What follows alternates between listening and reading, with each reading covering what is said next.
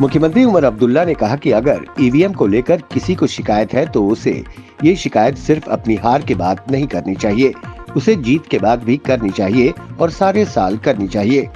दिल्ली में आज पत्रकारों से बातचीत में उन्होंने एक राष्ट्र एक चुनाव का विरोध किया और निकट भविष्य में केंद्रीय गृह मंत्री अमित शाह से मुलाकात की संभावना जताते हुए आज किसी प्रकार की मुलाकात से इनकार किया।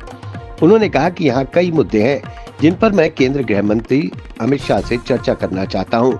मौजूदा समय में जम्मू कश्मीर में एक केंद्र शासित प्रदेश है जिसमें गृह मंत्री की महत्वपूर्ण भूमिका है। कश्मीर संभाग के कुलगाम में तड़के सुरक्षा बलों और आतंकियों के बीच मुठभेड़ शुरू हो गई। भारतीय सेना के जवानों ने मुठभेड़ में 5 आतंकवादियों को मार गिराया। सेना के अधिकारियों ने पुष्टि करते हुए कहा कि 5 आतंकी ढेर हो गए हैं। आतंकियों की मौजूदगी की सूचना मिलने के बाद बुधवार रात जिले के बेहीबाग इलाके के कद्दर में घेराबंदी और तलाशी अभियान शुरू किया गया। घेरा तंग होता देख आतंकियों ने गोलीबारी शुरू कर दी। जवाबी कार्रवाई में सेना ने 5 आतंकियों को मार गिराया। इस मुठभेड़ में 2 भारतीय सेना के जवान घायल हो गए। रात के गिरते तापमान के बीच दिन में खिली धूप ठंड के प्रकोप को कम कर रही है, लेकिन राहत का ये सिलसिला जल्द समाप्त होने वाला है। जल्द दिन में धूप दिखनी कम हो जाएगी। मौसम विज्ञान केंद्र श्रीनगर से मिली जानकारी के अनुसार 22 दिसंबर को ऊंचाई वाले इलाकों में हल्की बर्फबारी का अनुमान है। 21 दिसंबर तक मौसम शुष्क बना रहेगा। 19-20 दिसंबर को बादल छाए रहेंगे लेकिन मौसम शुष्क रहेगा। 21-22 दिसंबर को बादल छाए रहेंगे। 22 दिसंबर की सुबह ऊंचे पहाड़ी इलाकों में हल्की बर्फबारी की संभावना है।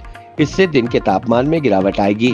धूप कम रहने से ठंड का प्रकोप भी शुरू हो जाएगा। केंद्रीय गृह मंत्री अमित शाह आज शाम जम्मू कश्मीर के प्रमुख मुद्दों को लेकर एक उच्च स्तरीय बैठक की अध्यक्षता करेंगे। बैठक में जम्मू कश्मीर के उपराज्यपाल मनोज सिन्हा शामिल होंगे। सूचना के मुताबिक विधानसभा चुनाव के बाद सुरक्षा मुद्दों को लेकर ये पहली बैठक होगी।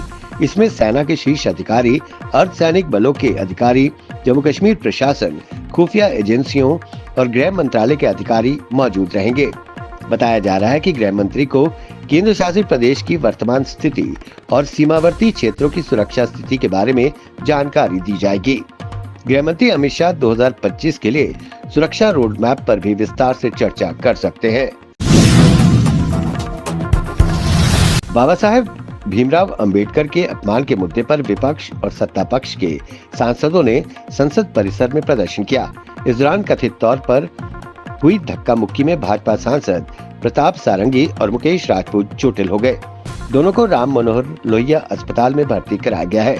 इस बीच राज्यसभा में सरकार ने राहुल गांधी पर गंभीर आरोप लगाए। नागालैंड की भाजपा सदस्य फांगनांग कोन्याक ने आरोप लगाया कि वो प्रदर्शन कर रही थी तो लोकसभा में विपक्ष के नेता राहुल गांधी उनके काफी करीब आ गए और उन पर चिल्लाने लगे। वहीं महिला सांसद ने कहा कि आज जो कुछ हुआ वो बहुत दुखद है, ऐसा नहीं होना चाहिए था। मैंने सभापति से शिकायत की है। कांग्रेस सांसद प्रियंका गांधी वाड्रा ने भारतीय जनता पार्टी और उनके सांसदों पर जमकर निशाना साधा। प्रियंका गांधी वाड्रा ने उन सांसदों को संसद भवन परिसर में जय भीम का नारा लगाने की चुनौती दी जो उनकी पार्टी पर बाबा साहेब भीमराव अंबेडकर का अपमान करने का आरोप लगा रहे थे। उन्होंने कहा कि लोगों को ये भ्रम नहीं होना चाहिए कि भाजपा संविधान की रक्षा कर रही है, क्योंकि केंद्रीय गृह मंत्री अमित शाह की भाषा उनके असली चेहरे को दिखाती है। ये सब अमित शाह को बचाने के लिए किया जा रहा है। संसद परिसर में बाबा साहेब आम्बेडकर के अपमान के मुद्दे पर विपक्ष और सत्ता पक्ष के सांसदों ने प्रदर्शन किया। इस पर कांग्रेस अध्यक्ष मल्लिकार्जुन खड़गे व राहुल गांधी ने आज प्रेस कॉन्फ्रेंस को संबोधित करते हुए बड़ा हमला बोला। इस दौरान प्रेस को संबोधित करते हुए राहुल गांधी ने कहा कि बाबा साहेब आम्बेडकर का अपमान किया जा रहा है, अडानी को बचाया जा रहा है। केंद्रीय गृह मंत्री अमित शाह इस मामले में देश से माफी मांगे और केंद्र कैबिनेट से इस्तीफा दे।